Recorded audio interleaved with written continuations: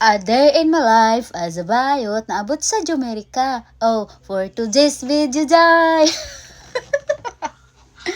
Anyway, mga kayuts, may sasabihin lang ako. So, anong gusto nyong ano natin lang? Anong gusto nyong language? Bisaya, Tagalog, or English? Charot. Ay di. Wag lang kayo mag-request ng English day kay kinalabaw kong English day kay dili kay ko kabalo ng English. Bisaya magaling ako diyan, or maybe or medyo or Tagalog language. So anyway, Tagalogin natin kahit nahirapan ako sa kalisod, no.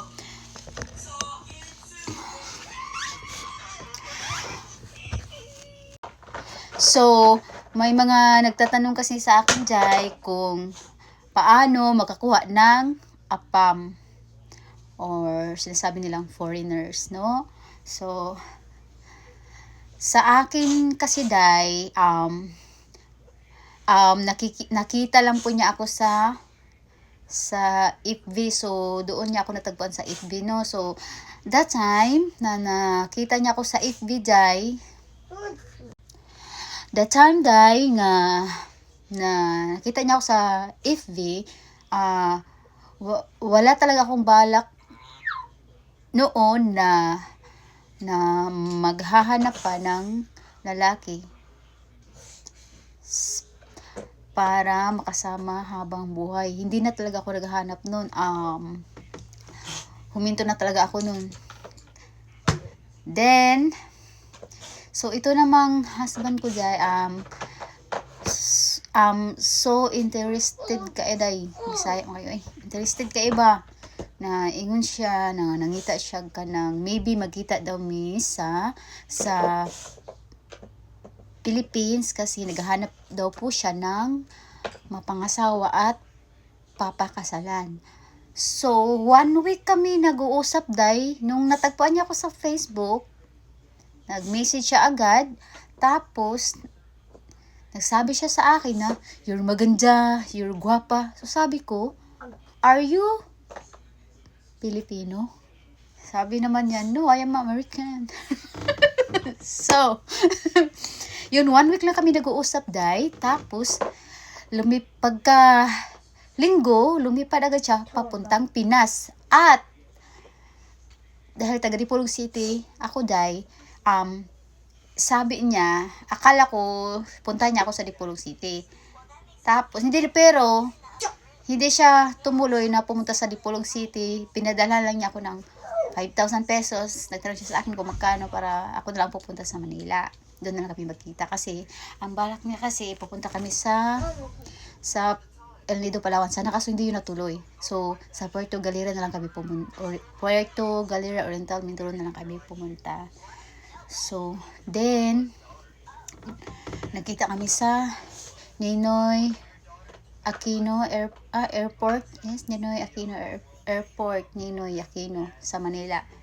Doon. So, meron akong video nga unang pagkikita namin doon, kaso na-delete ko kasi nga nung nagsama kami sa Manila ng 1 month.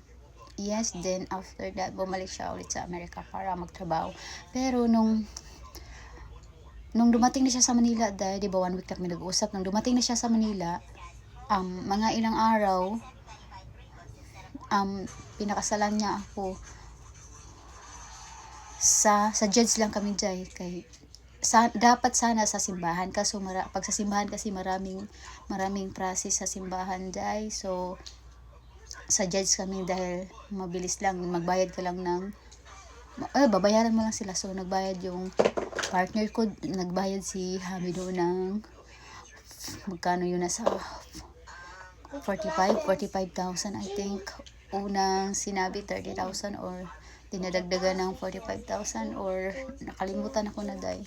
Basta yun, tapos nagbayad lang siya, tapos nagpakasal yung kami na parang rush na madali, parang nagmamadali kasi nga babalik siya agad sa Amerika. 1 month lang kami nagsasama doon sa Manila, sa Imus, Cavite. So nag-rent kami doon ng bahay.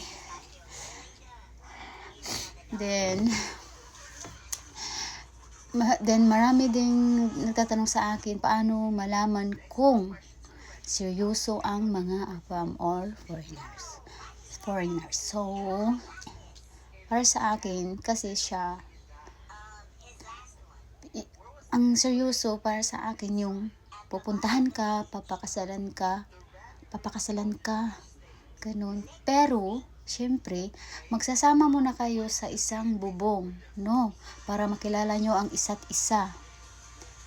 Pero nung kami, nakakilala na kami ng for 1 week sa online, tapos, pumunta agad sa Manila, pinakasalan niya agad ako, tapos, pero nakita kami sa Manila, so doon muna kami sa may hotel sa Makati. Tapos lumipat kami, nag-rent kami ng house, no, sa house ng Villa Family, yung namin nirerentahan namin, no. Then more than 1 week siguro, hindi, mga ilang araw nagpapakasal kami, no. Sa online lang kami nakakilala for 1 week din. Pero after sa kasal day, nag-rent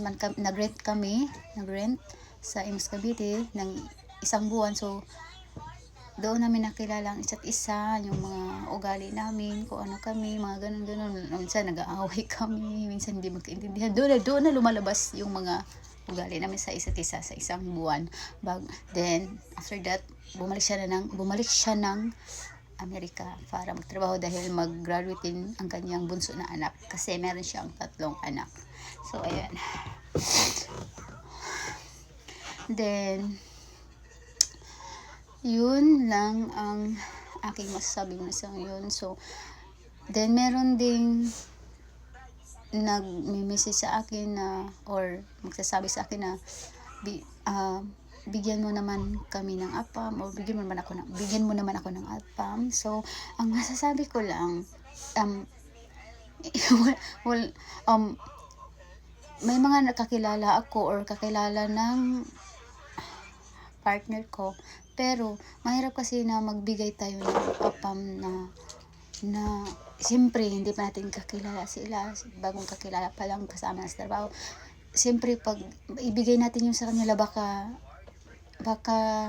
anuhin pa sila, baka maging sila na, tapos hindi natin ang alam kung ano ugali ng APAM na binigay natin. So baka susuntukin pa siya or anuhin pa siya, tayo pa ang sisihin ng mga magulang ng mga binibigyan natin, no.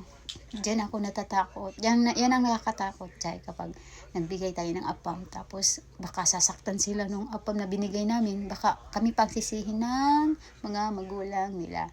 So, tama ba ako?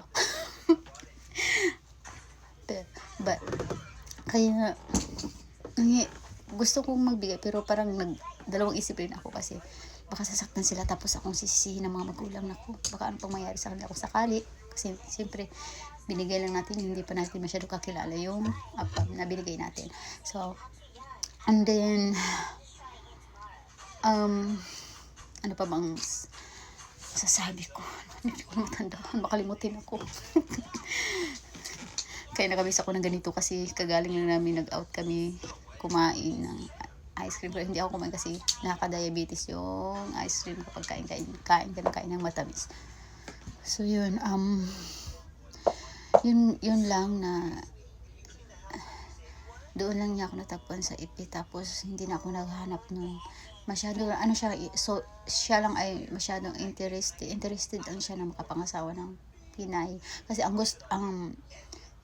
nagustuhan niya ako kasi daw Pilipina, tapos tan skin, black hair, skinny, parang mapayat daw.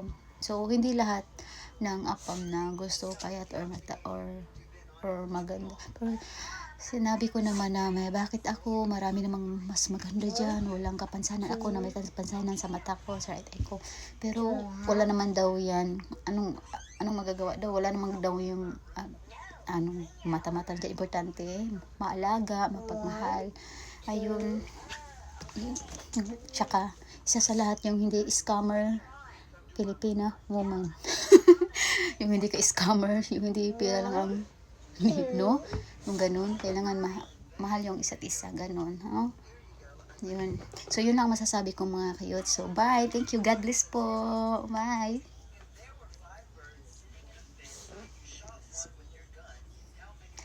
Thank